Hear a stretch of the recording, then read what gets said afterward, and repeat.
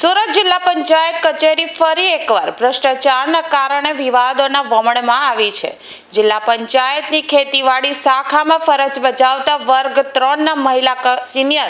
Account clerk Rupalben Pareshkumar Taylor અને તેમના 19 વર્ષના પુત્ર જીલ ટેલરને એસીબીએ લાંચ લેતા રંગે હાથે ઝડપી પાડ્યા હતા। સરકારી તંત્રમાંથી મહિને ₹54,000નો મોભાદાર પગાર મેળવતા હોવા છતાં આ મહિલા કર્મચારીએ પોતાના જ સાથી કર્મચારીઓના હકના નાણાં પાસ કરવા માટે હજારો રૂપિયાની લાંચ માંગી હતી। ભ્રષ્ટાચારના કાળા ખેલમાં મહિલાએ કોલેજમાં અભ્યાસ કરતા પોતાના યુવાન પુત્રનો ઉપયોગ લાંચ સ્વીકારવા માટે કર્યો હતો, જે હવે માતાની સાથે કાયદાના સિંકજામાં આવી ગયો હતો। આ સફળ ઓપરેશન સુરત શહેર એસીબી પોલીસ સ્ટેશનના પોલીસ ઇન્સ્પેક્ટર અને તેમની ટીમ દ્વારા પાર પાડવામાં આવ્યું હતું। આ સમગ્ર ઓપરેશનનું સુપરવિઝન મદદનીશ એસીબી સુરત એકમ દ્વારા કરવામાં આવ્યું હતું, જ્યારે વડોદરા લાંચ રિશ્વત વિરોધી બ્યુરોના ઇન્ચાર્જ નાયબ નિયામક બીએમ પટેલના માર્ગદર્શન હેઠળ આ કાયદેસરની કાર્યવાહીને આખરી ઓપ આપી બંને આરોપીઓની અટકાયત કરવામાં આવી છે। એસીબીની એક જાગૃત નાગરિકથી ફરિયાદ મળેલી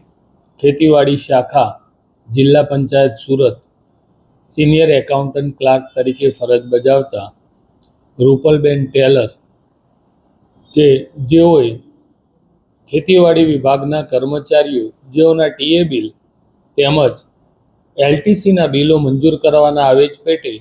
1000 તેમજ 1500 એ લેખે ટોટલ 61,500 રૂપિયાની માગણી કરેલી, જે પૈકી ફરિયાદી પાસે એક 30,000 રૂપિયા એકત્રિત થયેલા, જે ગતરોજ મેળવવા એને પોતાની પાસે બોલાવેલો અને એ 30,000 રૂપિયાની ગેરકાયદેસરની લાંચની